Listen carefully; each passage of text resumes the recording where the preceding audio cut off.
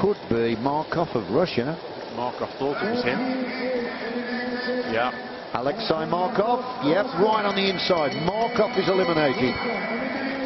Well, Sam Harrison doing himself a pair of good here. Pick up some very useful points. He hasn't come out of the race yet, Markov. Now, are they going to eliminate somebody this time around? Because it is very confusing. He's been called out again. Speaker's getting quite annoyed with him. Now then, who was out there? Was that the German or the Spaniard? The speaker's he's telling Markov, you can see the light. It's flashing on your stem, you should be out. And what's happening now is they have called Markov out, it's shown on the board, but they haven't called out the last rider on the previous lap. A lot of confusion here, and when you think this is a world championship, what's it going to be like when we get to the Olympic Games if they won't pull out? There's Markov, he's the offender. Been around a long time, I must admit. Now then, where's Sam Harrison? He's still near the back. Well, he's in the middle, but he's underneath, actually, so he's in quite a vulnerable position there. He's got nowhere to go now. He can't come around the outside, but he's just holding his position. He's going to have to hope for the best. There are 9 riders left then in the shake-up here in this elimination race, the third discipline of this men's Omnium. Well, I'm not quite sure. What just fired the gun? What was that about? I'm not quite sure what that indicates, to be honest. A lot of confusion here in this Omnium. But we've got an attack on the front, and the attack on the front by the Spanish rider has forced Harrison of Great Britain into the last position. Well, I think what's happened is they've gone away and read the rule book and realised the race is restarted on a gun, and even though they've just taken somebody out, that was the official restarting of the race. But surely that's not fair, because it meant Sam Harrison was at the back and he's having to work his way through. He survived, but he could well have fallen foul of that. Oh, I think he's possibly benefited from it. Well, we'll see. Mose of Germany actually is the last man to be eliminated. There he is.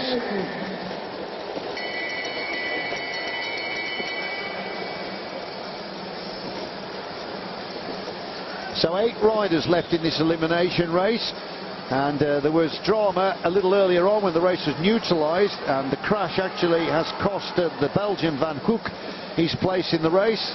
Started the event 3rd overall, but he's actually retired, and Sam Harrison, who had a mechanical problem, had to go off the track, but he's recovered and he's now in the shake-up once again. The Spaniard actually, who's clipped off the front, you cannot take a lap in this event, you get no credit for that. They will keep going, eliminating until there's just 2 left on the track. But of course, if you're up the road, then you can't be eliminated. So he's just riding maybe 100 metres in front of this small peloton. Sam Harrison's on the other end, and he's in difficulty. And he's having a problem now. The pace is getting too hot for Sam Harrison. This 18-year-old is struggling to stay on or in contention, and it's getting a little bit too much for the youngster, but it's a great learning curve for him, and I think there's an excellent chance that he will be competing next year in the Olympics. Then Sam Harrison, latest rider then to be pulled out of the competition. The Spaniard has been swept up, and Archbold of New Zealand goes away. Let's not forget Archbold, 2 World Cup victories to his credit, and 2nd overall in this competition. He rode magnificently in Manchester. So it's now Archbold of New Zealand that comes to the front. He's 10th overall after the first 2 disciplines, and it looks like the Spaniard, after that big effort, is paid for it, and now he's out. Teruel.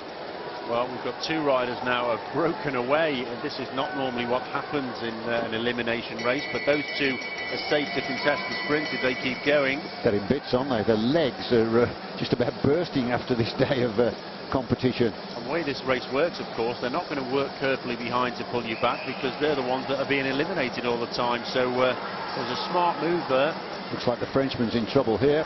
Is he going to get over the Australian? There's a chance. Freeberg of Australia is going to suffer. Yet it's Freeberg of Australia that's the latest casualty.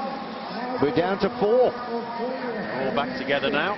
Just keep an eye on that guy 3rd, Chris, Viviani. Remember, he won the Devil, or the elimination race in Manchester, when he beat Ben Swift of Great Britain in the final charge for the line.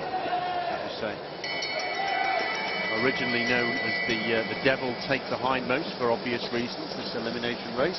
4 left now to decide the key points for this elimination. Viviani takes it on. Remember, he got a silver medal in the scratch race when he chased down the rider Kwok Ho Ting from Hong Kong.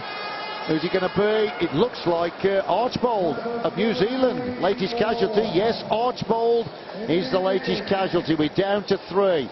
So there's one more elimination now before the 2 survivors contest the final sprint. Viviani's got to be the hot favourite here. Well, the way he rode this when we saw in the Manchester World Cup is he literally stayed at the back and just sprinted all the time. Looked like he was going to go out at any second, but he didn't.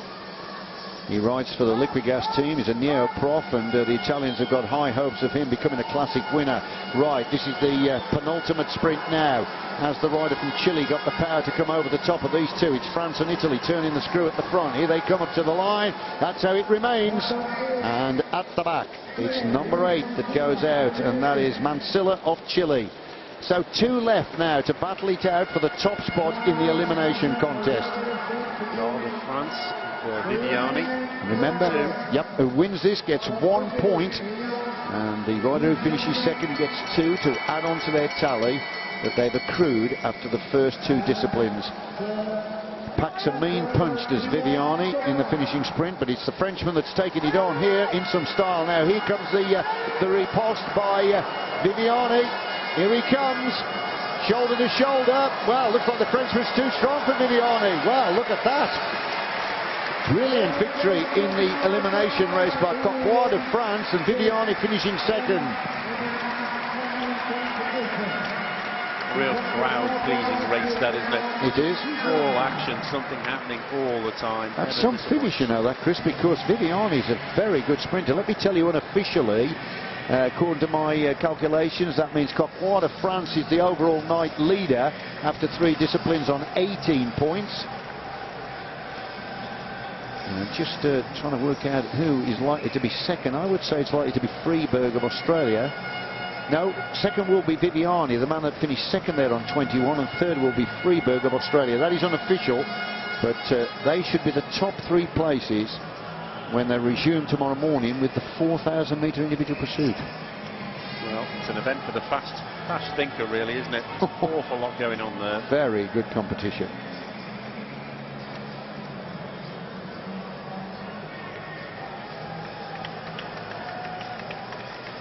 Okay, there's the official result of the elimination race. Coquard of France winning, thrilling sprint from Viviani of Italy, and Mansilla of Chile getting 3rd. Sam Harrison 10th equal by my reckoning with 32 points now.